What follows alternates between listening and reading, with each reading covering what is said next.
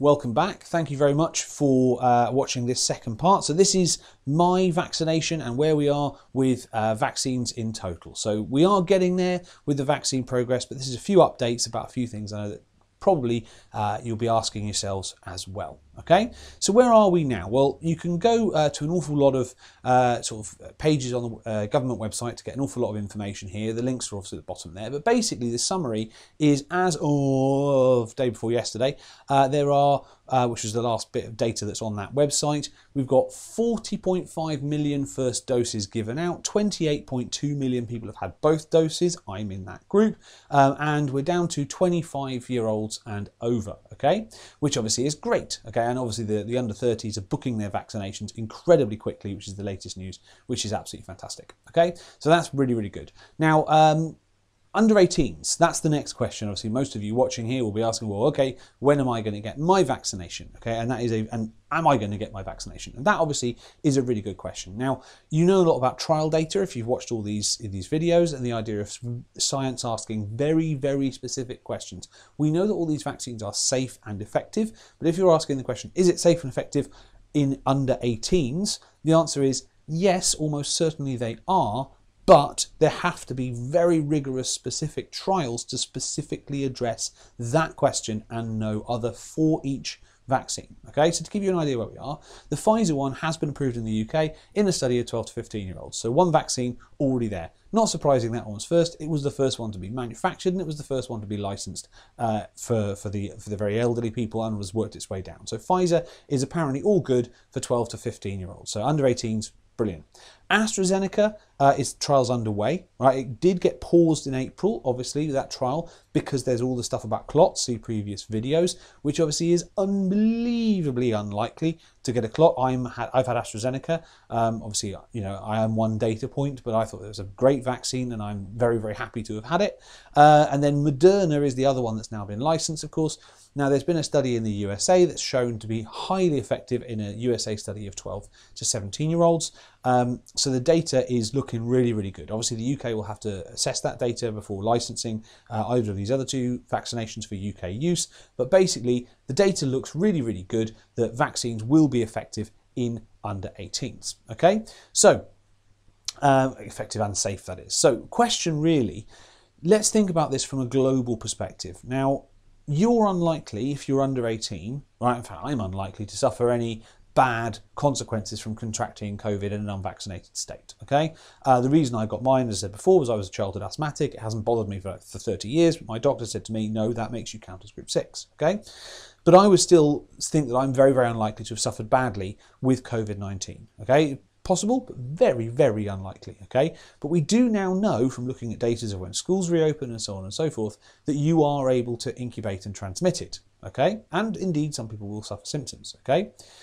So the question then becomes, is it worth you being vaccinated as an under 18-year-old, or would you think it better to give your vaccine to an adult in another country?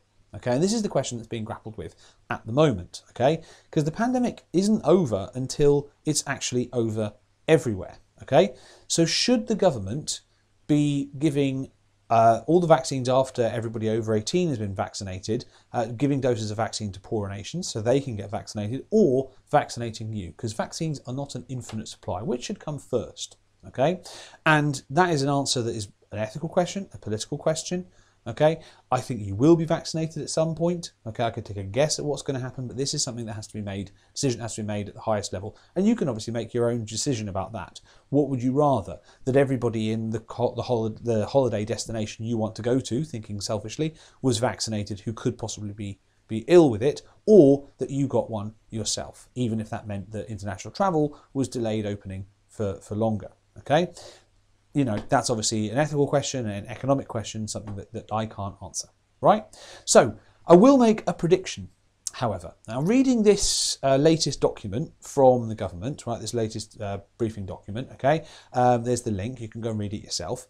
The projected date for all adults to be vaccinated is the 21st, this is a target the government set itself, the 21st of July, okay, so just around the end of the school year, okay.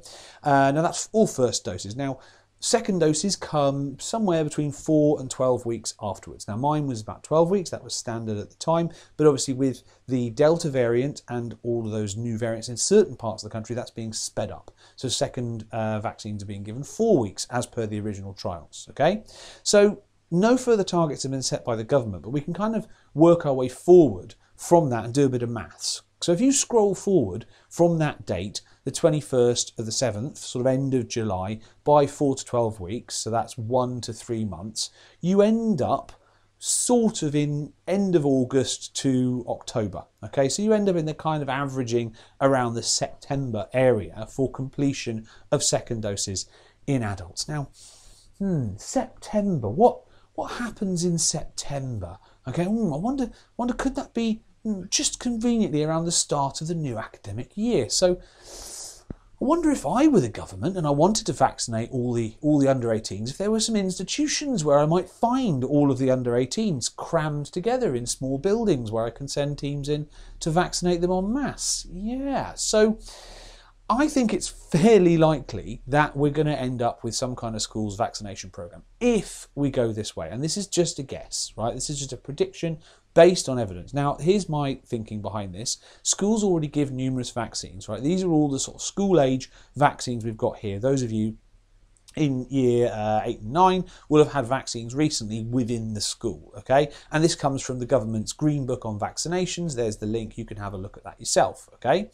And schools have been asked to do an awful lot. You know, you were here, right? You know what we've been asked to do, okay? We've been asked to run lateral flow testings, basically suddenly become healthcare professionals who can run lateral flow testing centres. I mean, kudos to anyone who's done that. I've done my part, as you've seen in previous videos, but the people who've led on that have done an incredible job upskilling that way. We've replaced exam boards, okay? We've also invented remote teaching systems overnight, so it doesn't seem an unlikely thing that the government might say to us as the schools and to you as school students, right, do it in the schools, okay? So I think if we are going to get a vaccination program for COVID-19 in under 18s, we can expect that to maybe start beginning of the next academic year, conveniently enough, and to happen within schools. That is, however, just a Mr Gill prediction. It is not based on any knowledge I have.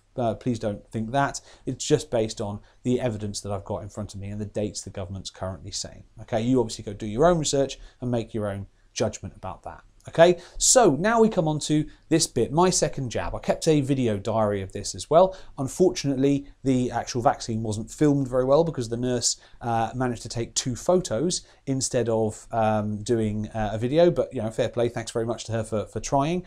So basically, it's AstraZeneca, as before, of course. There are studies on mixing and matching, but generally what we're doing is if you've got one at the beginning, you're getting the second one. So I've got 2 AstraZeneca ones. Now, this is just my experience. One of my mantras here, the plural of anecdote is not data. My experience may be unusual. I might be just super tough and have felt nothing and gone, yeah, stick it all, you know, give me all the vaccines. So I might be unusual. However, it would be very arrogant of me to assume that I was, and I am almost certainly completely normal and average. Okay, that's a reasonable assumption to make. Okay, please, please, please don't take medical advice from me, of course. This is obviously, if you want to apply this to your own vaccination choices and all that kind of stuff, take medical advice from medical professionals, i.e. doctors. Okay, so in case you were wondering as well, just a word on conspiracy things. Now, I have checked myself for chips. I'm also not shedding vaccine. It's making me laugh so much that a lot of American anti-mask people are now wearing masks to avoid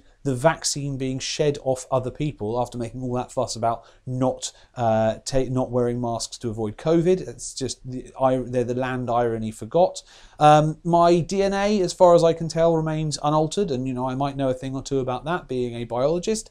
And of course, no one in the vaccine clinic that I saw had fallen over and died from it. And I did speak to a lot of the doctors about this, because they're from my surgery, of any problems they had, and absolutely not, none at all. And of course, as you'll see in this video, I am very much not magnetic, okay? So if you do want to know a bit more about the conspiracy theories involved, there's this fantastic article in Forbes that goes into the details here. There's the link. right, about various conspiracy theories and where they came from, what they were doing. But without further ado, I'll hand you over to a very brief video diary of my experience of my side effects, which, as I think, are pretty typical of my second vaccination. Thanks very much for watching. I'll see you next time. Okay, wet and windy day, but vaccination 2. Here we go. Another dose of that lovely AstraZeneca. Okay, that's that done. So, second one successfully completed. She was a little bit more stabby than the first one, but you know, such is life. Nothing wrong with the arm. All good so far. We'll see how it goes. Okay, so it's now the next morning after second vaccination. I'm feeling absolutely fine. No side effects this time, it seems. But that anecdotally is kind of what I've heard, that the AstraZeneca is side effects on the first dose, whereas Pfizer maybe is on the second. I have no scientific or experimental evidence for that other than my own experience. But yeah, feeling absolutely fine. So this arm here is the one that had the vaccine in, and I can't believe I'm going to have to actually do this because of the dimwits on the internet. But look how not magnetic I am. Ooh! So if you see that nonsense on the internet of you know, the vaccine making you somehow respond to magnets, it is obvious nonsense. Okay, right. Well, we'll see any more side effects come in, but I think actually fully vaccinated now and feeling good. Okay, it's Sunday now, so none of the fever I got with the first vaccination. None of sort of even the short 3 hours of symptoms that I got the first time round. Maybe a slight headache now. I don't know if that's actually related to the vaccine or something else. And, you know, just to double check it, look, still not magnetic. But, you know, so far, absolutely so good. And this definitely beats having COVID. So, win.